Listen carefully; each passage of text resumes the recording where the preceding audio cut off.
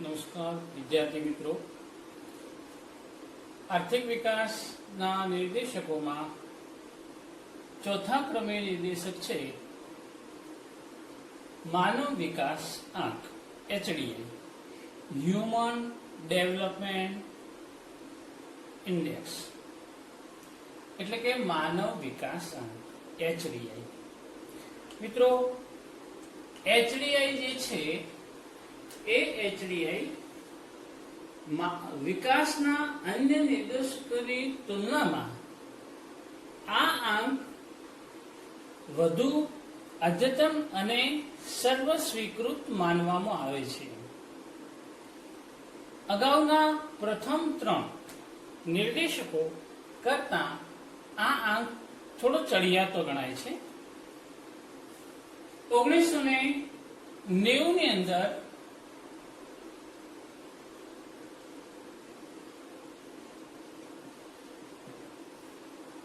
સંયુક્ત રાષ્ટ્ર વિકાસ કાર્યક્રમ,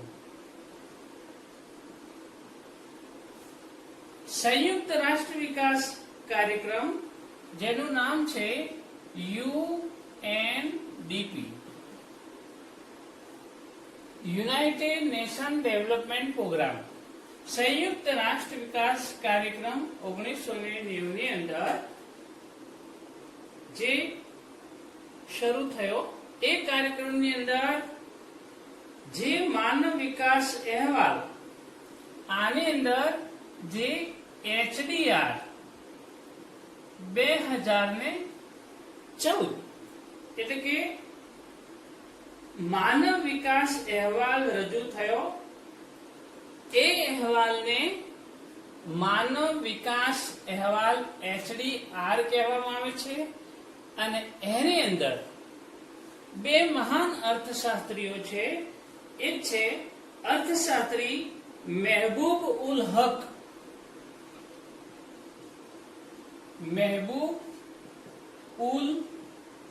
હક અને બીજા મહાન અર્થશાસ્ત્રી કે જેને એક જે ભારતીય અર્થશાસ્ત્રી હતા જેમનું નામ હતું આમર્ત્ય સેન, ડોક્ટર આમર્ત્ય સેન. આ બે મહાન અર્થશાસ્ત્રીઓએ HDR ની અંદર આ માનવ વિકાસ આંક HDI રજૂ કરનાર અર્થશાસ્ત્રીઓ હતા, એમણે રજૂ કર્યો છે. મિત્રો, અહીંયા આપણે જોઈશું કે આ HDI માં આની અંદર આર્થિક કરતા માનવ વિકાસ ઉપર વધારે ભાર મૂકવામાં આવ્યો છે. આર્થિક કરતા માનવ વિકાસ, હ્યુમન ડેવલપમેન્ટ, માનવ વિકાસ ઉપર વધારે ભાર મૂકવામાં અહીંયા આવ્યો છે.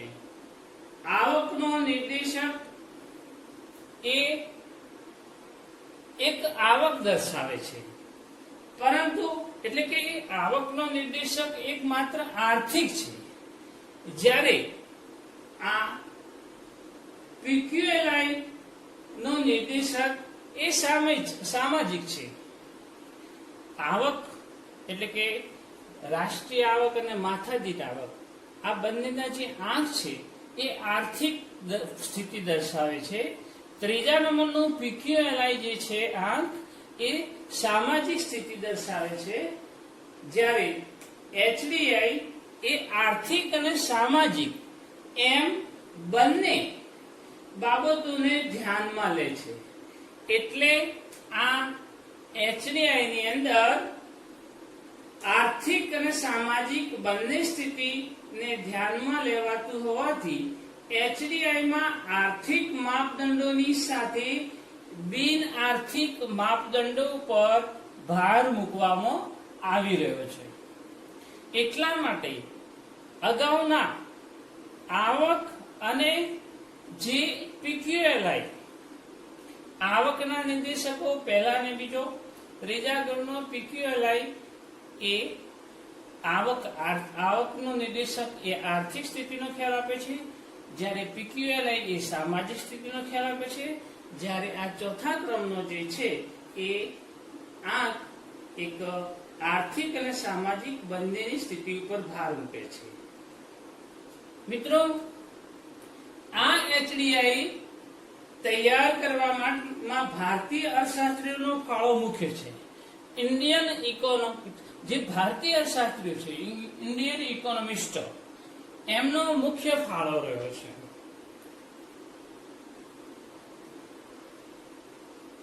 જુદા જુદા દેશમાં, વિવિધ દેશમાં થતા આજે વિકાસ નું મૂલ્યાંકન કરીને આ આંક તૈયાર કરવામાં આવ્યો છે. જુદા જુદા દેશોનું મૂલ્યાંકન કરવામાં આવ્યું અને એના પછી જ આપણા ભારતીય અર્થશાસ્ત્રીઓમાં આમર્ત્ય સેનના માર્ગદર્શન હેઠળ આપણા ભારતીય અર્થશાસ્ત્રીઓએ HDI તૈયાર કર્યો છે. 1990 થી અથવા 90 ના HDI માં 1990 થી HDI ને માપવા માટે જે ન્યૂનતમ અને મહત્તમ મૂલ્યનો ઉપયોગ થતો હતો, એમાં પાછળથી 2010 માં થોડો સુધારો થયો છે. મિત્રો, આ જે માનવ વિકાસ આંક છે એ HDI છે, એના 3 ઘટકો છે.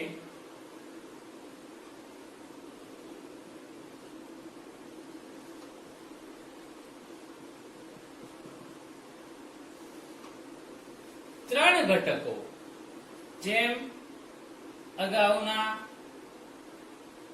જે PQLI ની અંદર પણ 3 ઘટકો છે, તો આની અંદર પણ 3 નિદર્શોને ધ્યાનમાં રાખવામાં આવે છે. આ 3 HDI તૈયાર કરવામાં સુગમ બને એ માટે 3 પરિબળોને ધ્યાનમાં લીધા છે. આ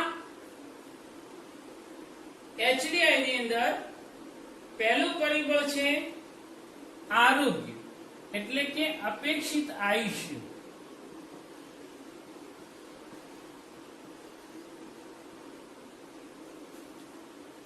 એટલે કે આરોગ્ય, અપેક્ષિત આયુષ્ય. બીજું છે જ્ઞાન, એટલે કે શિક્ષણ.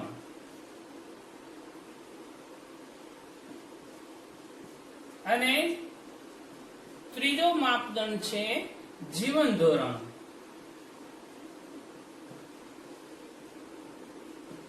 મિત્રો, આ 3 ઘટકોને ધ્યાનમાં રાખીને અર્થશાસ્ત્રીઓએ હ્યુમન એટલે કે માનવ વિકાસ આંક તૈયાર કર્યો છે. હવે જોઈએ કે અપેક્ષિત આયુષ્યની અંદર અથવા અપેક્ષિત આયુષ્ય કોને કહેવાય, જે આપણે અગાઉ જોઈ ગયા કે બાળકના જન્મ સમયે વસ્તીનું અપેક્ષિત આયુષ્ય કેટલું છે. વ્યક્તિના જન્મ સમયે તેનું અપેક્ષિત આયુષ્ય કેટલું છે, તેના આધારે આ આંક માપવામાં આવતો હોય છે. અપેક્ષિત આયુષ્ય. HDI નું મહત્તમ મૂલ્ય આપણે જોઈશું તો HDI નું મહત્તમ મૂલ્ય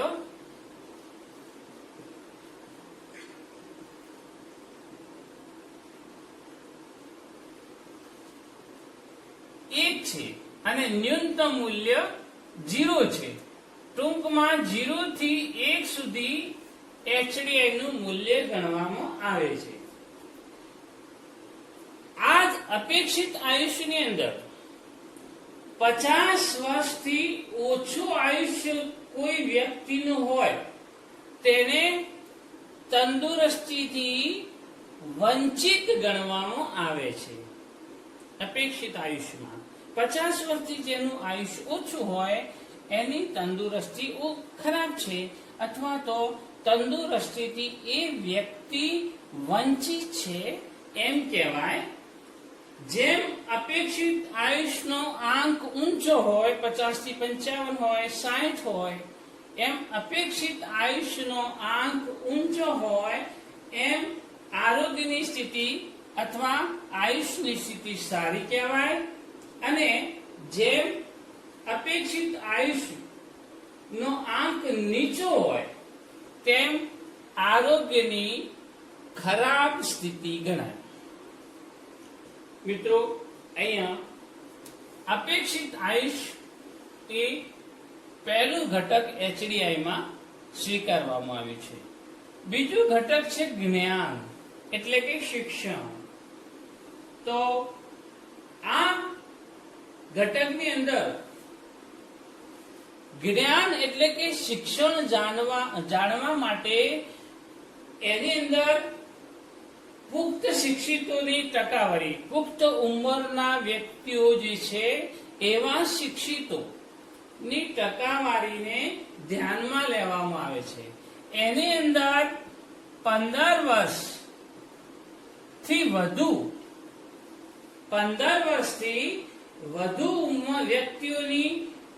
વધુ ઉંમરની વ્યક્તિઓના અક્ષર જ્ઞાનને ધ્યાનમાં લેવામાં આવે છે.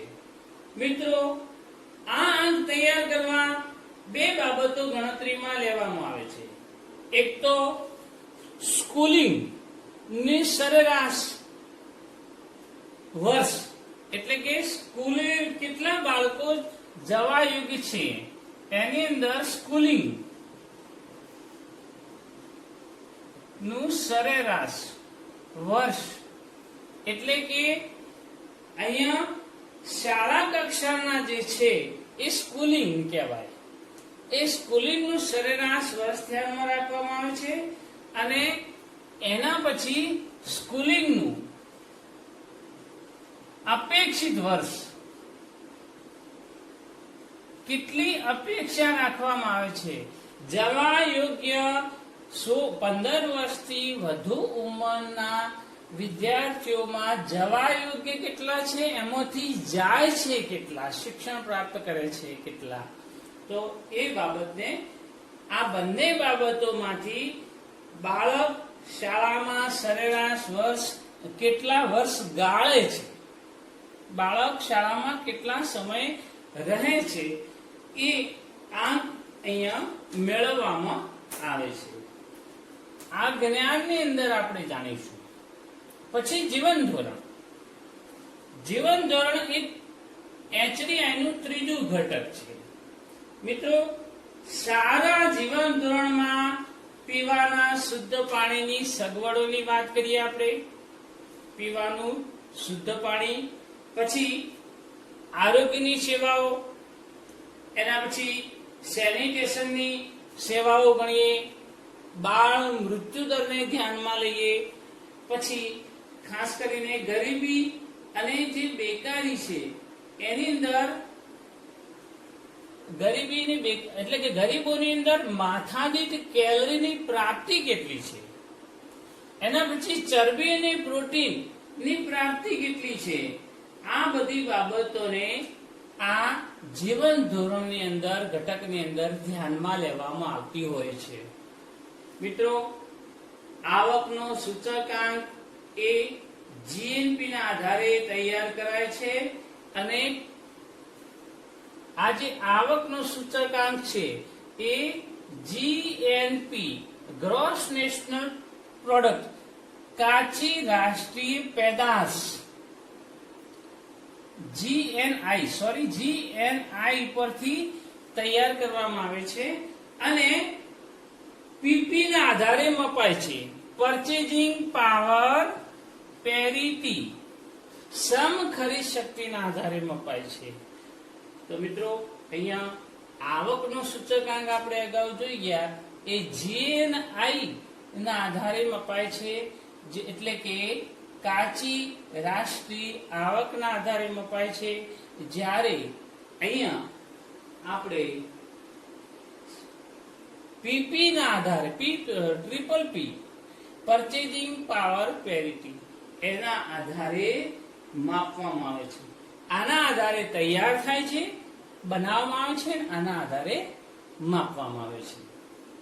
મિત્રો, આ 3 ઘટકોની આપણે ટૂંકમાં ચર્ચા કરી.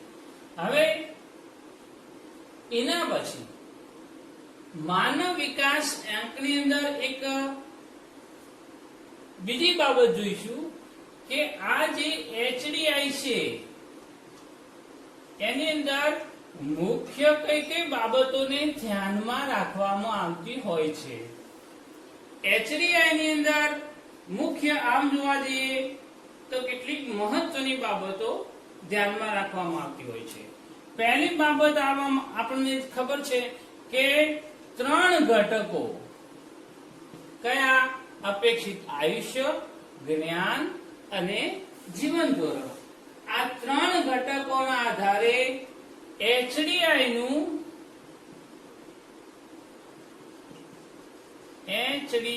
નું મહત્તમ મૂલ્ય 1 ગણવામાં આવે છે, 1.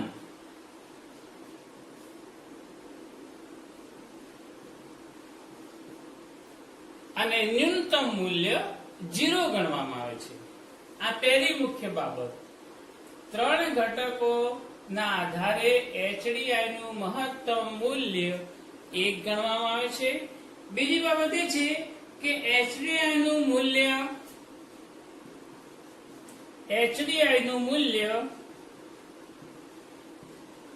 0 થી 1 વચ્ચે હોય છે. 0 થી 1 વચ્ચે. ત્રીજી બાબત એ છે કે જે દેશનો HDI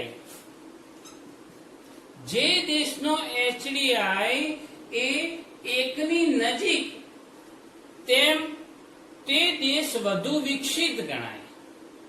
અને જે દેશ એટલે કે એ 1 ની નજીક હોય તો વિકસિત ગણાય અને એ દેશ HDI નો ઊંચો ક્રમ પ્રાપ્ત કરે છે.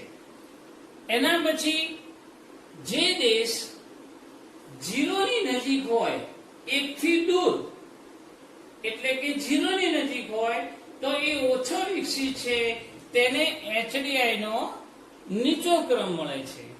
અને છેલ્લે કે જે દેશનો HDI અહીંયા ખાસ જોવા જઈએ તો ઊંચો છે એ 2014 ની ગણતરી પ્રમાણે 2014 ની અંદર આ માનવ વિકાસ આંકના સંશોધન પ્રમાણે નોર્વેનો સૌથી ઊંચો ક્રમ હતો અને પહેલો નંબર હતો. કેટલો હતો? તો 2014 માં નોર્વે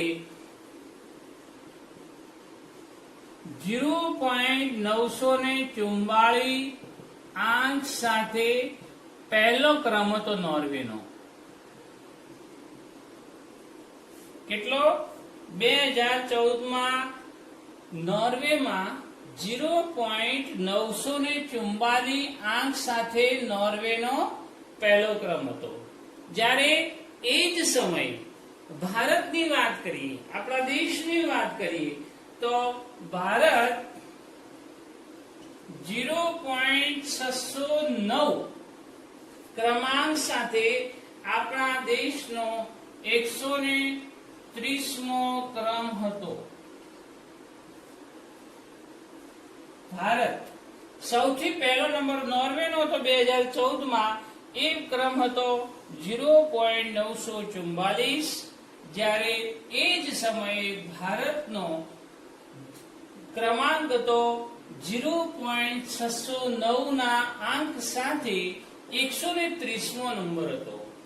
હવે આ જ સમયે ઓસ્ટ્રેલિયાના નાઇજીરિયાનો છેલ્લો 188 દેશોમાં છેલ્લો નંબર નાઇજીરિયા, ઓસ્ટ્રેલિયા ખંડ જે છે એનો ગરીબમાં ગરીબ દેશ, એ 188 દેશોમાં છેલ્લો ક્રમાંક એ સમયે ધરાવતો હતો. તો મિત્રો, આ જે છે એ માનવ વિકાસ આંક, એની અંદર મુખ્ય 3 ઘટકો છે. આમાં 5 કેટલીક બાબતો ધ્યાનમાં રાખવી પડતી હોય છે. હવે આગળ આપણે જોઈશું કે આ આંક અન્ય આંક કરતા ભલે ચડિયાતો છે, પરંતુ એની કેટલીક મર્યાદાઓ છે મિત્રો. આ મર્યાદાઓના આધારે અન્ય આંક કરતા થોડા અંશે આ આંક થોડો દુર્બળ બનતો હોય છે, છતાં પણ એ ચડિયાતો તો ગણાય છે. પણ એવી કઈ કઈ મર્યાદાઓ છે કે જેના કારણે આ આંક થોડો પાછો પડી શકે. તો પહેલી વાત એ છે, પહેલી મર્યાદા એ છે કે HDI માં ખાસ કરીને 3 જ સામાજિક નિર્દેશકોનો સમાવેશ થાય છે. જેમ PQLI માં 3 નિદર્શોનો સમાવેશ થતો હતો, તો આમાં પણ માત્ર 3 જ સામાજિક નિદર્શકોનો સમાવેશ થાય છે, નિર્દેશકોનો સમાવેશ કરાય છે, જે એકદમ ઓછા ગણાય.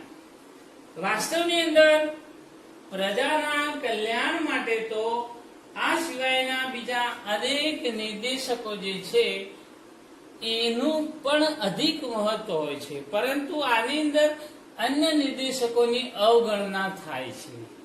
એટલા માટે અહીંયા આ નિર્દેશકની મર્યાદા ગણવામાં આવે છે, જે અન્ય નિર્દેશકોની ઉપેક્ષા કરવામાં આવી છે, 3 સિવાયના. બીજી મર્યાદા એ છે કે HDI માં આ જે 3 પરિબળો છે,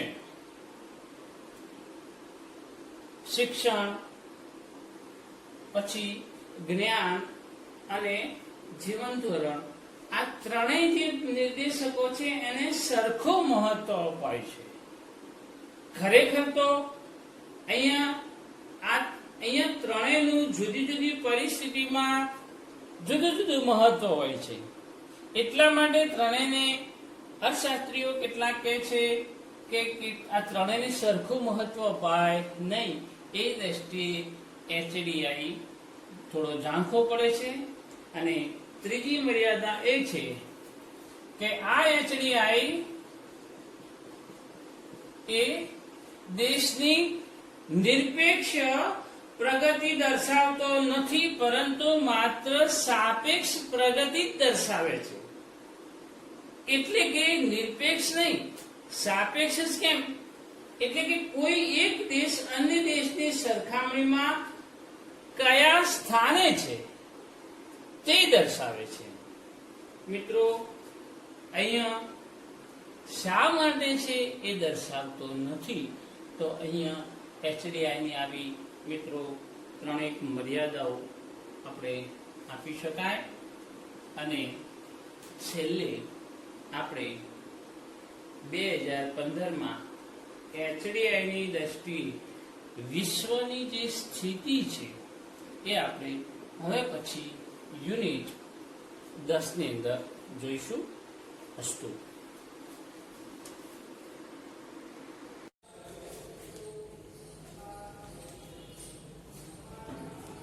નમસ્કાર વિદ્યાર્થી મિત્રો. 3:11 ની અંદર આપણે યુનિટ પહેલા અને બીજાની અંદર અર્થશાસ્ત્ર શબ્દ વિશે સમજૂતી પ્રાપ્ત કરી. એના પછી કેટલાક પશ્ચિમના અર્થશાસ્ત્રીઓ એ અર્થશાસ્ત્રની કઈ કઈ વ્યાખ્યાઓ આપી છે તેની ચર્ચા કરી. હવે અર્થશાસ્ત્રની વ્યાખ્યા જાણ્યા પછી આપણે આગળ થોડા વધીશું. આર્થિક અને બિનઆર્થિક પ્રવૃત્તિઓ.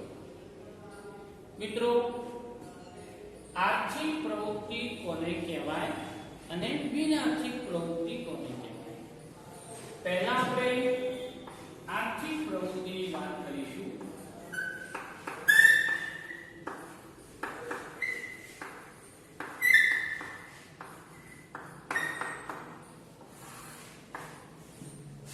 તો મિત્રો,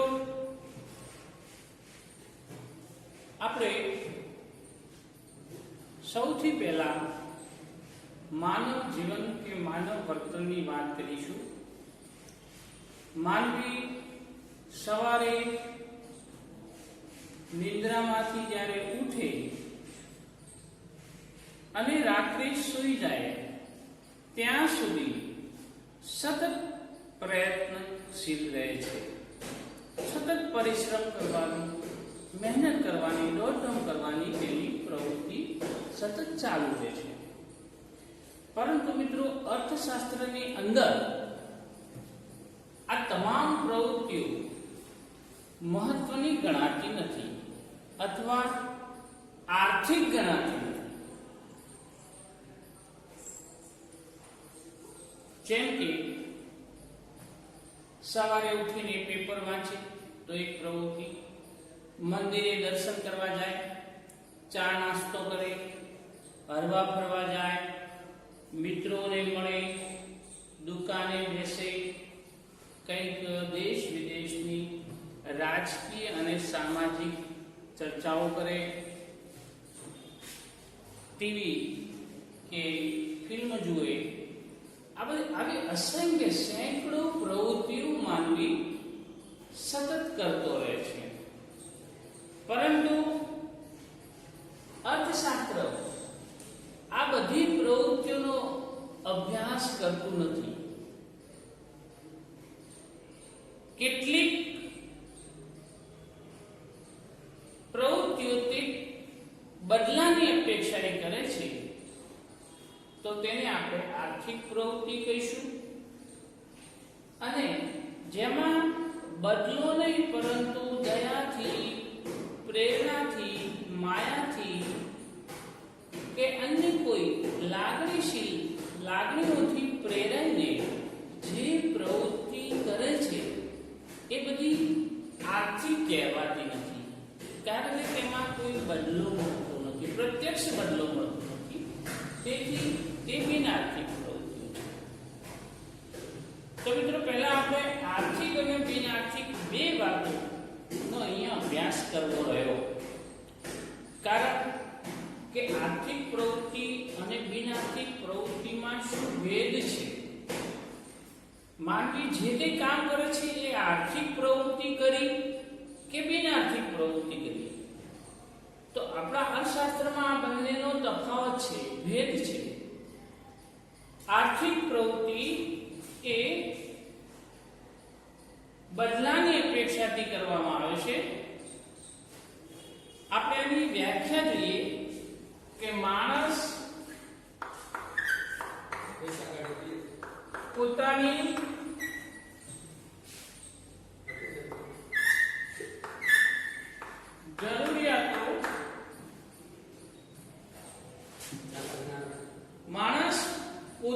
જરૂરિયાતો સંતોષવાના હેતુસર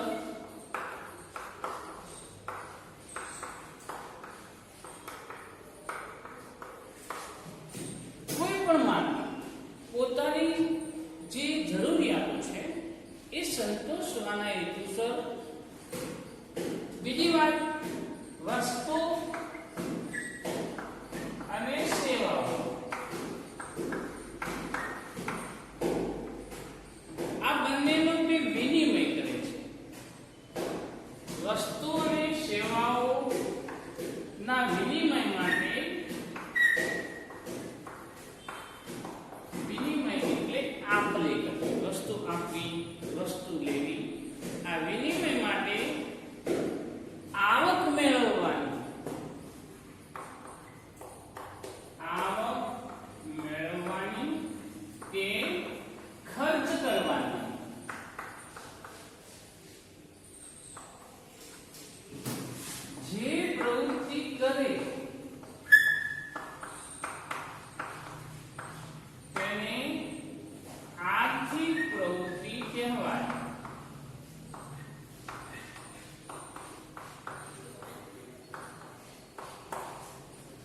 મિત્રો, આ આર્થિક પ્રવૃત્તિની વ્યાખ્યા આપણે ફલિત કરી કે માણસ પોતાની જરૂરિયાતો સંતોષવાના હેતુસર વસ્તુ અને સેવાઓના વિનિમય માટે, પહેલી વાર જરૂરિયાતો સંતોષવાના હેતુ માટે, બીજી વાત, વસ્તુની સેવાઓનું વિનિમય કરવા માટે, આવક કે ખર્ચ કરવાની જે કઈ પ્રવૃત્તિ કરે એને જ અર્થશાસ્ત્ર આર્થિક પ્રવૃત્તિ ગણે છે. મિત્રો, અહીંયા આવક, પ્રાપ્તિ કે ખર્ચ કરવાની પ્રવૃત્તિને જ આર્થિક પ્રવૃત્તિ અર્થશાસ્ત્ર ગણે છે. એટલે કે આ વ્યાખ્યામાં ત્રણ મહત્વની વાત જોવા મળે છે આર્થિક પ્રવૃત્તિ અંગે. પહેલી વાત તો છે કે વિનિમય થાય છે, બીજી વાત છે આવક, અને ત્રીજી વાત છે ખર્ચ. અર્થશાસ્ત્રની આ વ્યાખ્યામાં ત્રણ મહત્વની બાબતો છે: આવક, ખર્ચ અને વિનિમય. એટલે આર્થિક વિનિમય માટે આવક પ્રાપ્તિ, આર્થિક વિનિમય માટે આવક પ્રાપ્તિ કે ખર્ચ કરવાની પ્રવૃત્તિને આર્થિક પ્રવૃત્તિ કહેવાય છે. દાખલા તરીકે આપણે એક બે ઉદાહરણ લઈશું. તો મિત્રો, આ ઉદાહરણો છે એની અંદર ખાસ કરીને આપણે જોઈશું. દાખલા તરીકે વ્યક્તિ હોટલમાં જઈને જમે.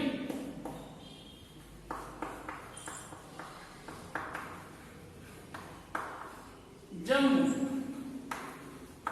કોઈ પણ વ્યક્તિ હોટલમાં જમવા જાય તો એને જમ્યાના બદલામાં પૈસા ચૂકવવા પડે.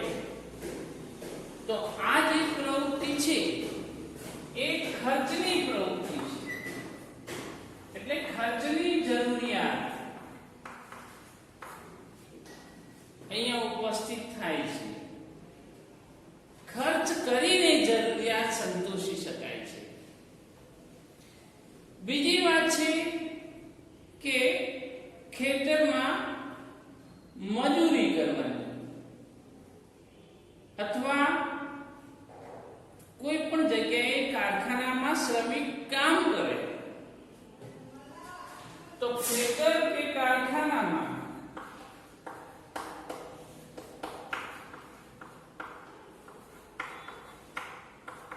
આ જે મજૂર છે એ જે પ્રવૃત્તિ કરે છે એ શ્રમ કરીને જરૂરિયાત સંતોષે છે. આ શ્રમ કરે છે, બદલામાં પોતાને પૈસા મળે છે, વસ્તુ કે સામે સેવા મળે છે. એટલે એ બાબત છે એ આર્થિક પ્રવૃત્તિ કહેવાય. થિયેટરમાં વ્યક્તિ ફિલ્મ જોવા જાય તો ટિકિટના પૈસા આપવા પડે તો તે આર્થિક પ્રવૃત્તિ છે. એ જ રીતે શાળામાં બાળકો ભણ્યા પછી ડિગ્રી પ્રાપ્ત કરે, ડિગ્રી પ્રાપ્ત કરીને સર્ટિફિકેટ પ્રાપ્ત કરીને એને નોકરી પ્રાપ્ત થાય અને આવક પ્રાપ્ત થાય. એટલે શિક્ષણની પ્રવૃત્તિ પણ અર્થશાસ્ત્રમાં કંઈક બદલાની અપેક્ષા છે, એટલે એને આપણે આર્થિક પ્રવૃત્તિ કહી શકાય. તો મિત્રો, આ છે આર્થિક પ્રવૃત્તિ. તો સીધી રીતે વાત કરીએ તો જરૂરિયાતો સંતોષવા માટે માનવી પોતાની જરૂરિયાતો સંતોષવા માટે વસ્તુ અને સેવાઓ મેળવવા, આવક મેળવવાની કે ખર્ચ કરવાની પ્રવૃત્તિને આર્થિક પ્રવૃત્તિ કહી શકાય. બીજી વાત છે, બીજી પ્રવૃત્તિ આપણે બિન આર્થિક જોઈશું.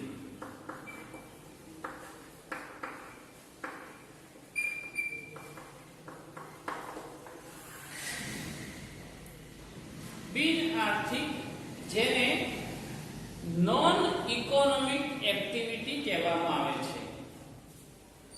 આર્થિક એટલે ઇકોનોમિક એક્ટિવિટી અને બિન આર્થિક પ્રવૃત્તિ એટલે નોન ઇકોનોમિક એક્ટિવિટી. આ પ્રવૃત્તિ જે છે બિન આર્થિક પ્રવૃત્તિ, તેને અર્થશાસ્ત્ર મહત્વ આપતું નથી.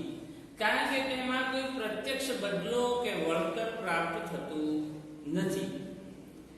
તો મિત્રો જે પ્રવૃત્તિ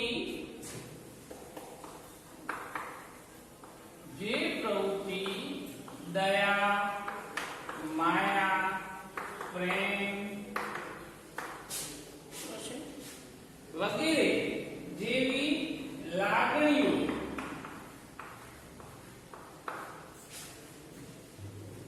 થી પ્રેરાઈ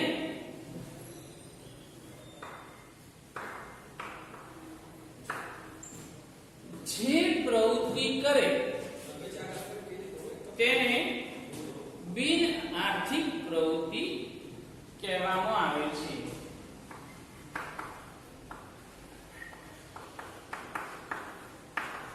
તેને બિન આર્થિક પ્રવૃત્તિ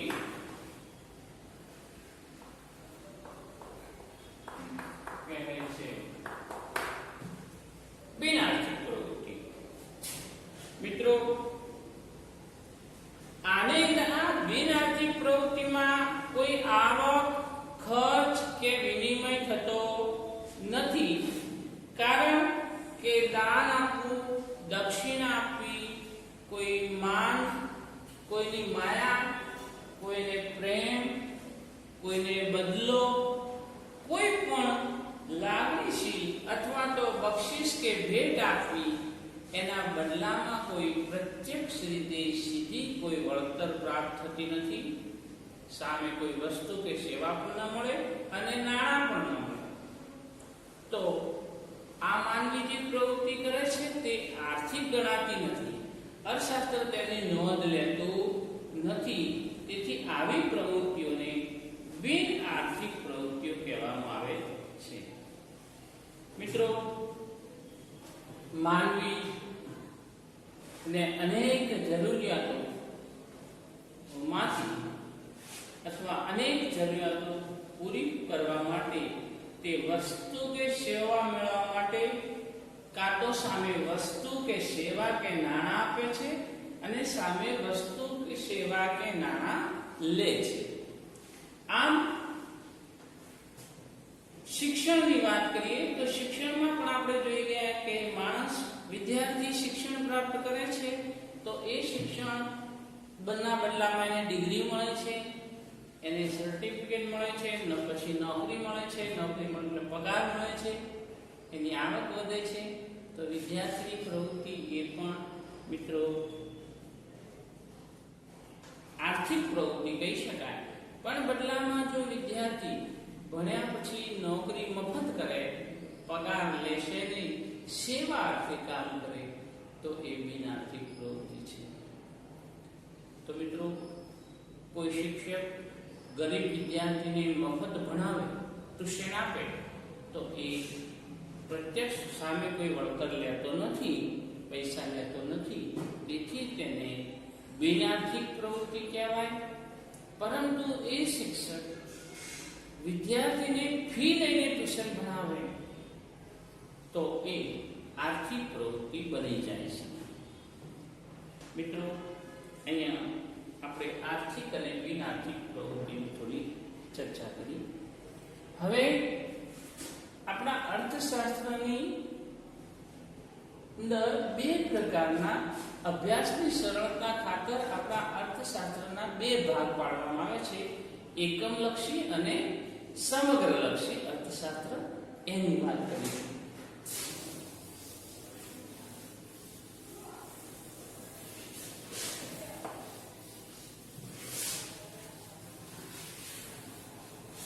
મિત્રો પહેલા આપણે એકમલક્ષી અર્થશાસ્ત્રની વાત કરીશું.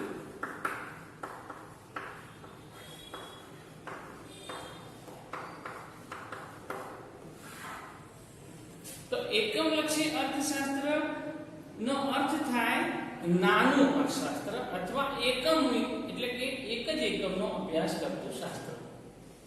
તો મિત્રો અર્થશાસ્ત્રના અભ્યાસ અને વિશ્લેષણના ક્ષેત્રની રીતે જોવા જઈએ તો એને બે ભાગમાં અર્થશાસ્ત્રને પાડી શકાય. એક એકમલક્ષી અને બીજું સમગ્રલક્ષી. તો એકમલક્ષી અર્થશાસ્ત્ર આપણે કોને કહીશું? તો જે અભ્યાસમાં અર્થતંત્રના માત્ર એક જ એકમો એક જ પેઢીનો અભ્યાસ કરવામાં આવે, જે અભ્યાસમાં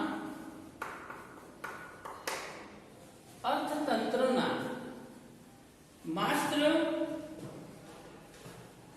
એકમોનો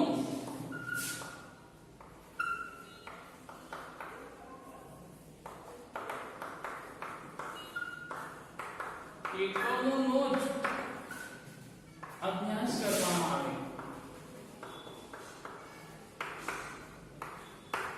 તેને એકમલક્ષી અર્થશાસ્ત્ર કહી શકાય. કોઈ એક વ્યક્તિ, પેઢી કે કુટુંબનો અભ્યાસ થાય, ટૂંકમાં માઇક્રો ઇકોનોમિક્સ આને કહેવાય છે. આ માઇક્રો ઇકોનોમિક્સ એટલે સૂક્ષ્મ અથવા નાનું અર્થશાસ્ત્ર કે કોઈ એક જ પેઢીનો અભ્યાસ કરે, કોઈ એક જ કુટુંબનો અભ્યાસ કરે, કોઈ એક જ રાજ્યનો અભ્યાસ કરે, નાનું અર્થશાસ્ત્ર કહી શકાય. અર્થશાસ્ત્રમાં માંગના અભ્યાસની અંદર વિશ્લેષણનું એકમ ગ્રાહક છે. જો માંગનું વિશ્લેષણનું એકમ ગ્રાહક છે, પુરવઠાનું વિશ્લેષણનું એકમ શું છે? વસ્તુ.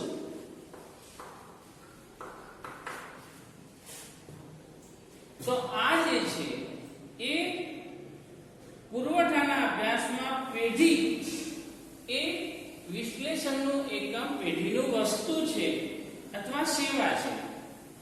શ્રમ બજારમાં જોવા જઈએ તો શ્રમ બજારમાં શ્રમનું એકમ, શ્રમ બજારમાં એકમ શ્રમ કહેવાય.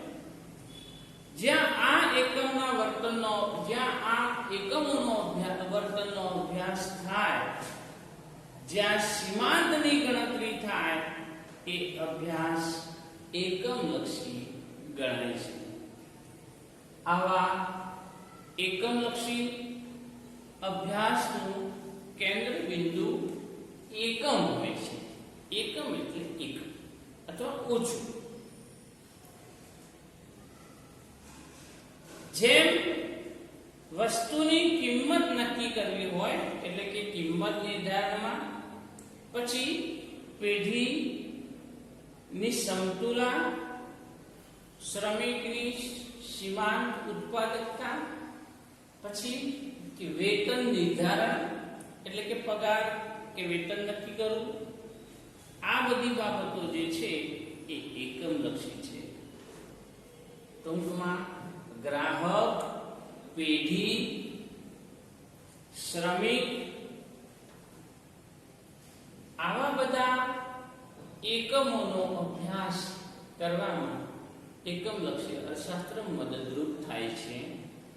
એમના આર્થિક વર્તનને સમજવામાં એકમલક્ષી અર્થશાસ્ત્ર મહત્વનો ફાળો આપે છે. ટૂંકમાં જે અભ્યાસમાં અર્થતંત્રના માત્ર એકમોનો અભ્યાસ કરવામાં આવે તેને એકમલક્ષી અર્થશાસ્ત્ર કહી શકાય. એના પછી મેક્રો ઇકોનોમિક્સ એટલે સમગ્રલક્ષી અર્થશાસ્ત્રની વાત કરીશું. મેક્રો ઇકોનોમિક્સ, તો મેક્રો ઇકોનોમિક્સ ની વાત કરીએ તો જે અભ્યાસમાં અર્થતંત્રના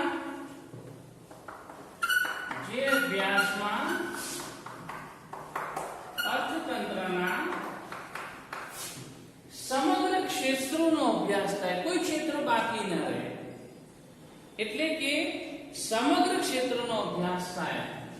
અર્થશાસ્ત્રના સમગ્ર ક્ષેત્રોનો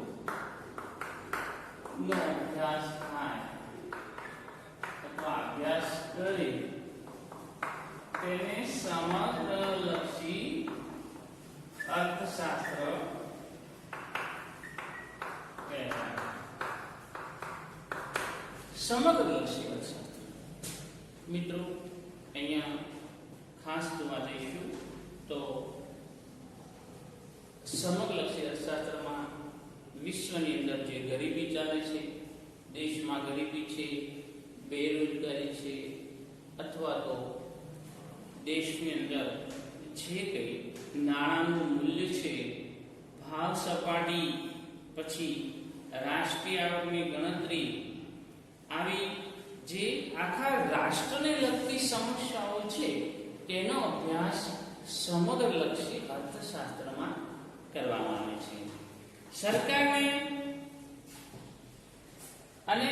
સરકારની જો આર્થિક નીતિ ઘડવી હોય તો પણ સમગ્રલક્ષી અર્થશાસ્ત્ર મદદરૂપ બને છે. એ જ રીતે કેટલીક આર્થિક સંસ્થાઓ છે, એ આર્થિક સંસ્થાઓને પણ સમગ્રલક્ષી અર્થશાસ્ત્ર દ્વારા નિર્ણય લઈ શકાય છે. તો મિત્રો, એકમલક્ષી એટલે નાનું અર્થશાસ્ત્ર, સમગ્રલક્ષી એટલે મોટું અર્થશાસ્ત્ર. એ પણ આપણા પ્રથમ પ્રકરણની અંદર ટૂંકો પરિચય પ્રાપ્ત કરવો પડે. તો અહીંયા આપણે એકમલક્ષી અને સમગ્રલક્ષી અર્થશાસ્ત્રની વાત કરી. હવે આપણે કોઈ એક આર્થિક માહિતી કોને કહેવાય, એ આર્થિક માહિતીની રજૂઆત આપણે હવે પછીના પીરિયડમાં જોઈશું.